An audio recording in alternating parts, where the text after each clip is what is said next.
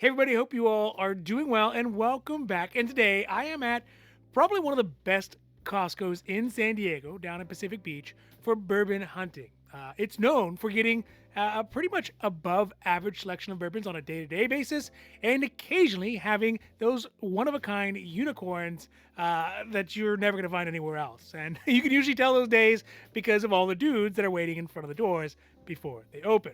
So today we are looking at a general selection of bourbons and the bourbons that I thought were most interesting and the bourbons that we ended up buying from the Costco in Pacific Beach. Now, if you like these videos of the Wanders, don't forget to like and subscribe. It really helps out the channel to grow and you get notifications when our newest videos come out on Sundays and sometimes in between. All right, now, let's get down to the video. All right, so real quick, let's start with a whiskey check. And today, I feel a little bit scotchy and a little bit sweety. So I think today we are going to be drinking and enjoying some of this Balvenie 14, which I don't drink as much as I should, but it is pretty good. I think I've had this bottle for maybe a year at this point. So let's get a glass, see if we can get a pop on it. Well, at least get a little juice for myself here. And to whiskey, because really, you can never drink too much of it. You can only just drink it too fast. Cheers. Now, this first whiskey on the list is one that is a bit controversial, which is the Kentucky Owl Takumi. And, I just love the way this bottle looks. But if you go on Reddit, you go on places like that, you'll see a pretty good debate about why this thing exists, should it exist, and really who's it meant for. Bourbon lovers or Japanese whiskey lovers. But Kentucky Owl is known for being creative as well as adventurous with their whiskeys, and they're not afraid to go out on a limb. They obviously have their earlier batches, like their batch 4, which is very, very good. I think we have a batch of it here somewhere. And it's still quite expensive at $300. Jeez. But they also have their flops, or I guess maybe what you consider flops, like the Kentucky Owl St. Patrick's, which is, I guess you would say a money grab, right? I guess it's a little markety, but it's definitely interesting because it is bourbon through the perspective of Irish whiskey, and now they're doing the same thing but with Japanese whiskey. So it's kind of like a cover band doing Freebird. So I think it'll definitely be interesting. Now, the Kentucky Owl Takumi edition, first of all, Takumi means masters. I mean, again, let's just take a moment to look at it because the bottle looks super cool. I mean, it looks like a bomber jacket from the Pacific Theater back in the 40s, something like that. I really like the way this looks. It has kind of a healthy mixture of Americana as well as Japanese livery on it. And I just think it's a nice blend to show both the worlds colliding. This is a result of the collaboration between master blender John Ray, who is from Kentucky Owl and previously from Four Roses, and Yasuki Yahisa from the Japanese distillery Nagahama. And if there's anything that 1990s movies have taught me, it's that when Americans and Japanese get together, semantics will ensue, right? No? Nobody remembers Gung Ho, Michael Keaton? Anybody? Either way, the point of this whole bourbon is to try to create a bourbon, because it is a bourbon that is seen through the perspective of Japanese. So it has like a Japanese edge to it. So if Japanese people made bourbon. Now, if you're anything like me, you're probably thinking, well, the Japanese and the American perspectives on whiskey are almost completely different, right? Bourbon is bold, it's braggadocious, it's bombastic, while Japanese whiskey tends to be balanced and understated and nuanced and perhaps even to some degree overly complex. So I'll be very curious to see how they manage to put all these diametrically opposed worldviews when it comes to whiskey into one single bottle. Now we can see here at Costco, the Kentucky Owl Takumi is priced at $99.99. Sticking with the Kentucky Owl tradition of being just a little bit overpriced for what it is, even at MSRP, but it's still pretty good considering that you can find it at Total Wine for $119.99 and at a local liquor store, well, for the same price. So maybe they're comping off each other's notes. But either way, by getting it here at Costco, I end up saving $20 or 20% over the Total Wine or the local liquor store provider price. So again, not too bad, right? The ABV on this one is at 50%, as you can see right there, which is definitely going to be that bourbon base showing through. And this bourbon is actually composed of bourbons that are 4 years, 5 years, 6 years, and 13 years old, and contain both corn, rye, wheat, and malted barley, all put together. Now, the exact mash bills are not disclosed, so we don't know what they are, but we do know there is a lot of stuff floating around in there. The tasting notes on the Kentucky Owl Takumi mention flavors like complexity, oozy caramel, light oak, and leather, with a flavor profile that doesn't immediately hit you in the face, but rather it creeps up over time to reveal its true beauty. Maybe like a Pokemon. The reviews on it are pretty decent, and I think probably the biggest detractor from it is the price, because the price doesn't really suit the market that it's designed for. But again, that is kind of Kentucky Owl's MO, right? I mean, the St. Patrick's one is still at $100 as well, and it's way past St. Patrick's Day. But from the reviews that I can find, it does come out to an average score of 87 points out of 100, with most of those scores being in the mid 80s and a couple a little bit higher. So I think, it's probably pretty fair. So overall, this one for me was a buy. One, because I do like all the Kentucky Owls that I have tried thus far. Additionally, I like the creative approach that they're going for. It may not always work, but they're taking chances. And really the biggest reason that I like is that the things I love about Japanese whiskey is the complexity and the balance. But, I feel like they could be a little more bold. That's why I hope when they mix it in with that bourbon, with its inherent outsized personality, if it could be tamed just a little bit and maybe layered a little bit with a Japanese touch, it could really end up being a showstopper, at least for me and people who like both those worlds put together. So for this one was a buy for me. All right, next up is a whiskey from a family of Irish whiskeys, that is Redbreast, that we are in the process of working our way up. And I know in a lot of the videos, I always talk about climbing the ladder within a family, whether it's for, Weller or E.H. Taylor or Lagavulin or etc., right? But this is another one that we are doing that, and we actually have made some pretty good progress through the whole family line, and mainly because the fact is one of the early kind of luxury whiskeys that we had bought, after I came out of my, Jack Daniels and Johnny Walker Black phases and had enough money to buy them. This was one of the first ones that we picked up.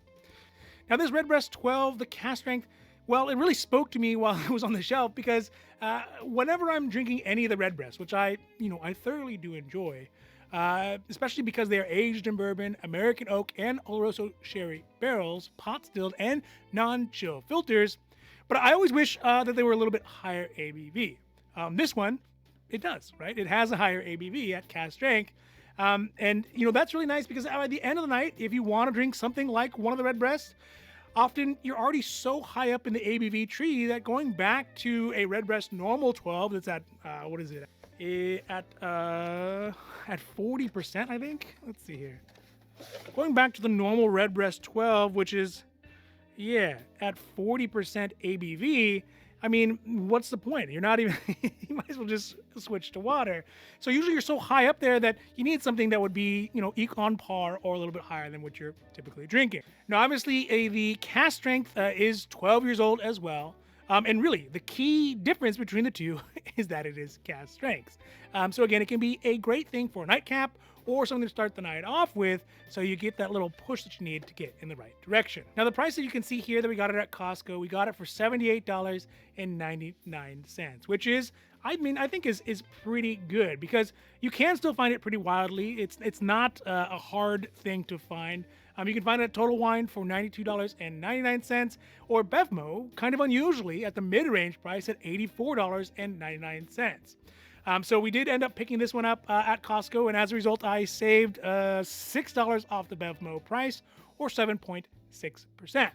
Now, the ABV on this Redbreast 12 cask strength is at 56.3%, which is going to be really beautiful. It's going to be that extra oomph that I always wanted in Redbreast that you don't really get out of the normal 12. So I'm excited for that. Now, the tasting notes on it mention many of the core family traits of Irish whiskey and Redbreast more specifically.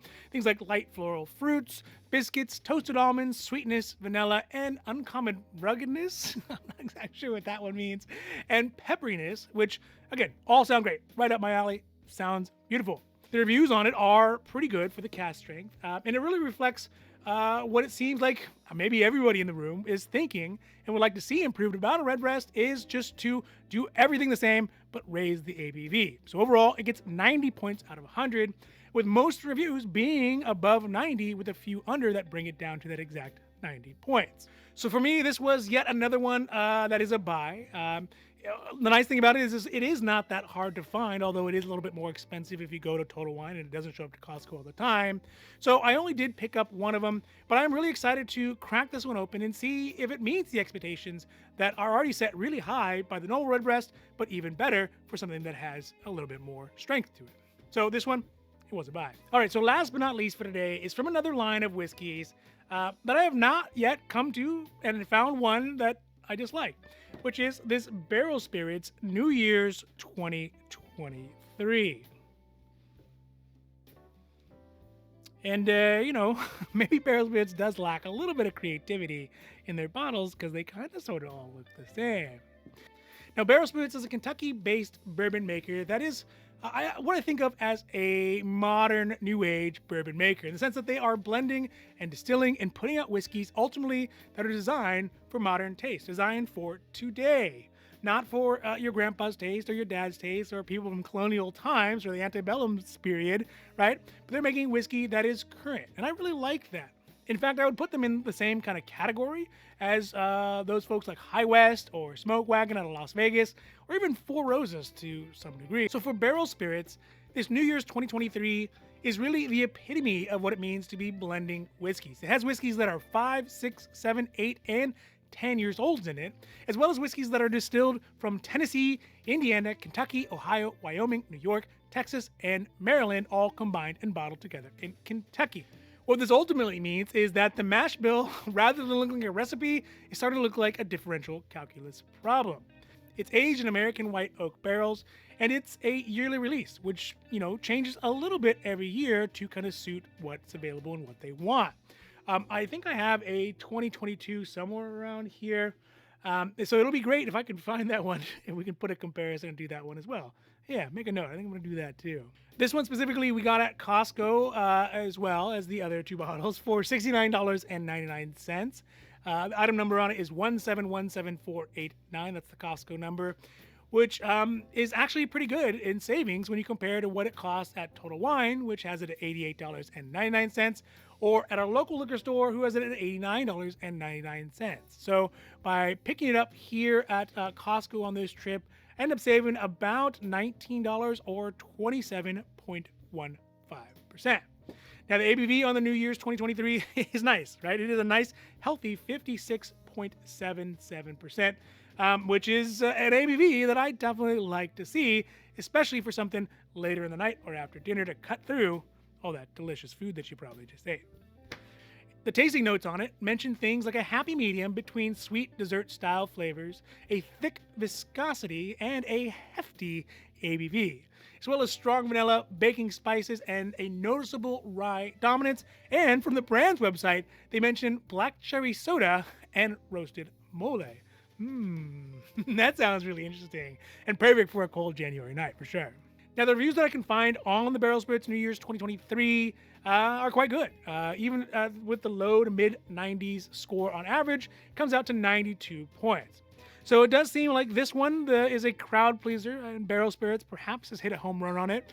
And I guess we'll have to see, right? We're going to do a tasting here in the not so distant future and compare it to the 2022 and some of the other Barrel Spirits that we have.